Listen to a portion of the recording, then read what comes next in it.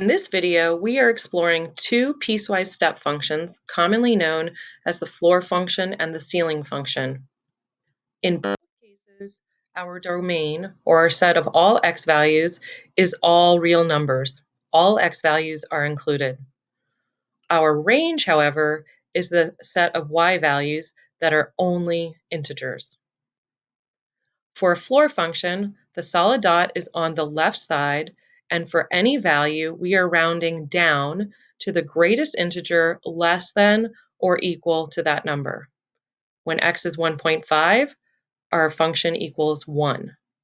When x is 2, our function equals 2. This is represented by a bracket that has a floor on it, which I like to think of as little feet. For a ceiling function, our solid dot is on the right side, and we are always rounding up to the least integer greater than or equal to that value. So now we have an x value of 0.5, and we are rounding up to 1. This is represented in our notation by a bracket with a ceiling on it. We can use our graph to evaluate our function for any particular value. For a floor function, we are always rounding down.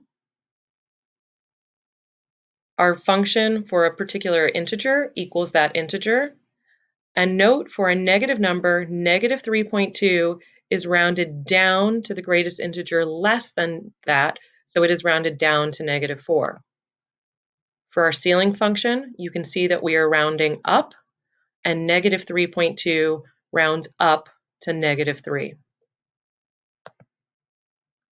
Pause this video and evaluate these expressions, noticing whether you're evaluating a floor function or a ceiling function. The first two are floor functions, so we are rounding down to the greatest integer less than or equal to that number. The next two are ceiling functions, so we are rounding up to the least integer greater than those numbers. Lastly, the ceiling function of negative 4 equals negative 4. I want to take a moment and explore the transformations of step functions. Notice that the transformations are represented in the same way you learned about the transformations for quadratic functions.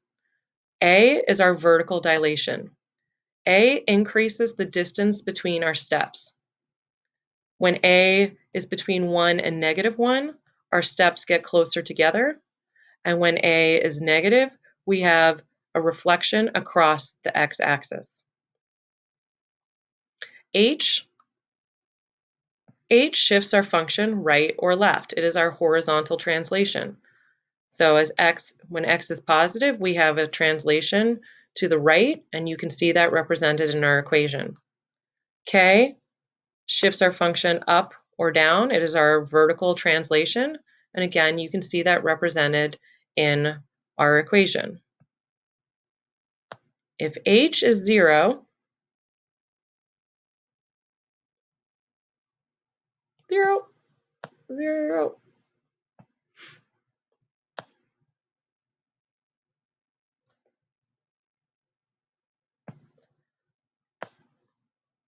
you can see that when k is 2, our function has shifted 2 units up.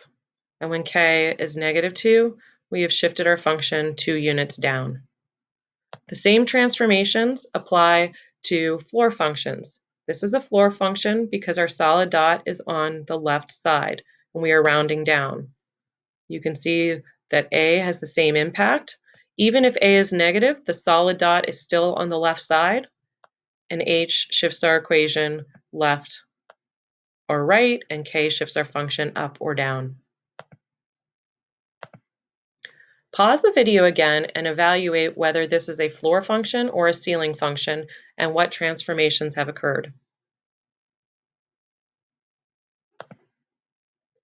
This is a floor function because our solid dot is on the left side, meaning we are rounding down.